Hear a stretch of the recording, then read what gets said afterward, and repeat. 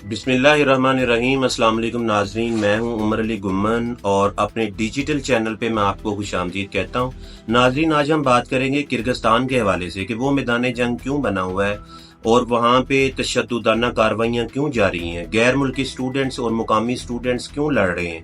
तो इसको समझने के लिए हमें 5 से 7 दिन पीछे जाना पड़ेगा। 13 मई को मिस्री तालबात को मुकामी स्टूडेंट्स ने बदतमीजी की, जिसके नतीजे में उनके दरमियान लड़ाई हो गई और मुकामी स्टूडेंट्स को मार पड़ी और पुलिस भी इन्वॉल्व हो गई।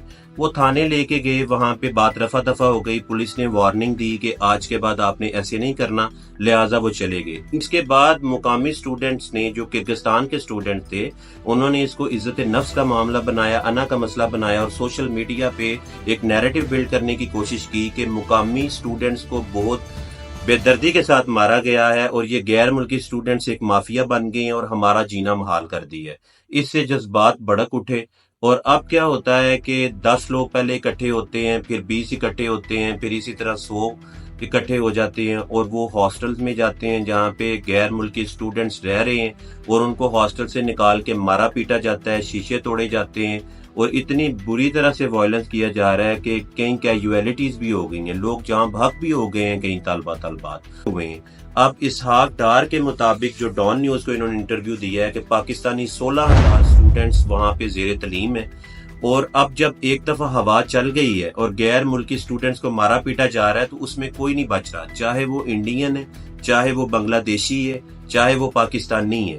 लिहाजा हो क्या रहा है कि पाकिस्तानी 16,000 स्टूडेंट्स वहां पे, उनको जान को खतरा है, वो मैसूर होके रह गए हुए हैं, उनको मारा पीटा जा रहा है। और आज की न्यूज के मुताबिक 524 स्टूडेंट्स वापस आ रहे थे 3 फ्लाइट्स में, जो कि इसहाक डार साहब ने अनाउंस किया, और उन्हीं के मुताबिक 16,000 स्टूडेंट्स वहां पे जेर तलीम थे, जिनमें तकरीबन आप ये कह सकते हैं कि 11,000 स्टूडेंट बशकीक, जो कि उनका दारुल खिलाफा है, वहां पे तलीम हासिल कर रहे थे और बाकी दूसरे शहरों में हासिल कर रहे थे। नाजरीन, ये तो बात हो गई। अब जो पता चला है तो गवर्नमेंट तो टस से मस नहीं हुई।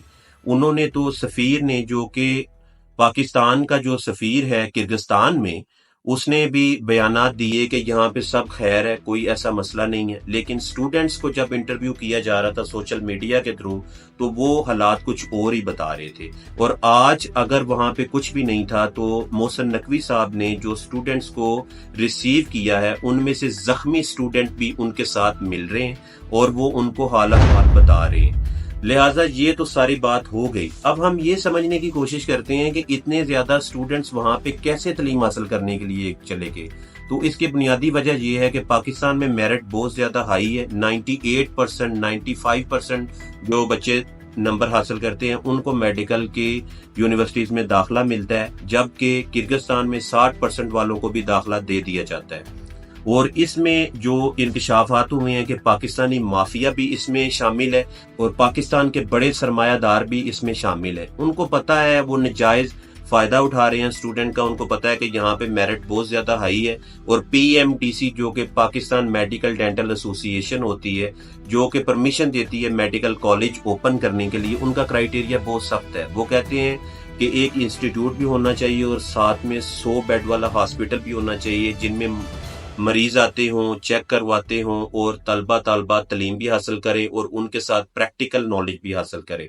अब माफिया को ये पता चल चुका था कि यहाँ पे तो कॉलेज ओपन करना मुश्किल है। इन्होंने किर्गिस्तान में जाके वहाँ की गवर्नमेंट को पैसे खिला के और उनकी सियासतदानों के साथ ताल्लुकात बना के वहाँ पे 2-2 कमरों की यूनिवर्सिटीज, या इससे बड़ी आप कह सकते हैं कि यूनिवर्सिटीज ओपन कर ली हुई हैं। मैं आपको ये बताता चलूं कि किर्गिस्तान भी एक गरीब मुल्क है और उसका ज्यादातर सरमाया जो है ये एजुकेशन से ही आता है, और जो गैर मुल्की तालबा और तालबात वहां पे तालीम हासिल करने के लिए जाते हैं, उनकी फीसी से ही हासिल होता है।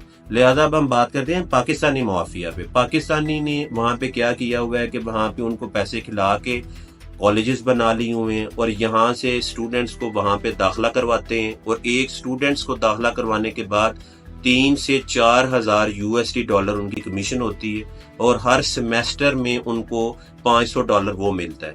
इसके अलावा आपको पता है कि जब भी اسٹوڈنٹس کہیں تعلیم حاصل کرنے جاتے ہیں تو انہوں نے رہائش بھی اختیار کرنی ہوتی ہے. اب جب رہائش اختیار کرتے ہیں تو وہاں پہ ہاسٹلس بھی پاکستانی مافیا نے بنائے ہوئے ہیں, اور ان کے میس سسٹم جو ہیں, کھانے پینے کے جو معاملات ہیں, وہ بھی پاکستانی ڈیل کر رہے ہیں. تو دونوں ہاتھوں سے اسٹوڈنٹس کو لوٹا جا رہا ہے. اور اس سلسلے میں اب پاکستان میں بھی احتجاج ہوئے ہیں. پاکستان میں کہیں وی وانٹ جسٹس کے نعرے لگے ہیں اور کہیں اللہ اکبر کے نعرے بھی لگے ہیں, اور کراچی میں اسٹوڈنٹس کو واپس بلانے کے لیے بھی کہا گیا ہے اور پرامن احتجاج کیا گیا ہے.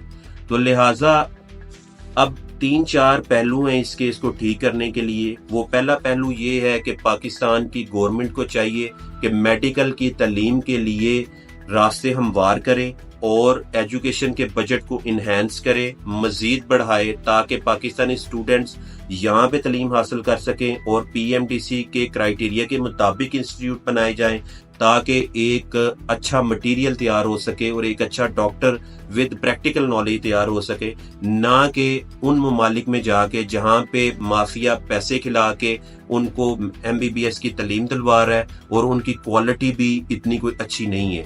تو وہ واپس پاکستان آئیں گے تو وہ کس طرح کا علاج کریں گے؟ تو یہ ایک بہت بڑا سوالیہ نشان ہے.